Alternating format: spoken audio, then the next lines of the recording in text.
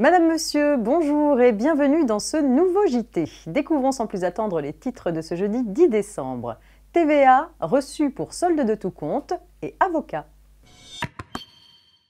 C'est donc la TVA qui ouvre ce JT avec cette information. Les services rendus par les groupements à leurs membres qui exercent une activité exonérée de TVA ou pour laquelle ils n'ont pas la qualité d'assujetti sont exonérés de TVA sous certaines conditions. Les groupements pouvant bénéficier de l'exonération de TVA pour services rendus à leurs membres sont notamment les groupements d'intérêt économique ou les sociétés de moyens. À compter du 1er janvier 2016, cette exonération de TVA ne s'appliquera plus aux mises à disposition consenties entre deux sociétés dans le cadre d'une restructuration de groupe, aux mises à disposition de personnel ou de biens facturés à prix coûtant et réalisés au profit de personnes morales de droit public ou d'organismes sans but lucratif ou en vertu d'une obligation légale. Ainsi, les mises à disposition consenties par les entreprises à leur comité d'entreprise devront être soumises à la TVA. Reçu pour solde de tout compte à présent, la Cour de cassation a déclaré que les dispositions de la loi ne prévoient pas l'obligation pour l'employeur de mentionner sur le reçu pour solde de tout compte qui est remis au salarié lors de la rupture de son contrat de travail le délai de 6 mois pour le dénoncer.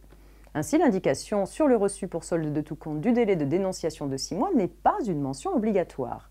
Si le reçu pour solde de tout compte non dénoncé dans ce délai mentionne les sommes versées aux salariés en précisant la nature de celles-ci, notamment à titre de salaire, il a un effet libératoire. On termine avec un point sur la publicité et les avocats. Depuis le 30 octobre 2014, l'avocat peut recourir à la publicité et à la sollicitation personnalisée pour présenter ses prestations de services à des clients potentiels par voie postale ou par courrier électronique adressé au destinataire de l'offre. En revanche, les messages textuels envoyés sur un téléphone mobile, c'est-à-dire les SMS ou les textos, sont interdits.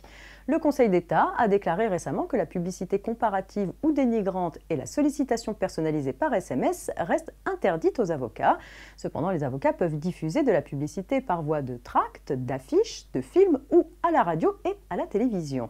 Mais en revanche, pour leur site internet et leur adresse électronique, les avocats ne peuvent pas utiliser un nom de domaine générique, ils doivent choisir un nom de domaine correspondant à leur nom ou à leur dénomination, éventuellement complété de l'intitulé de leur profession.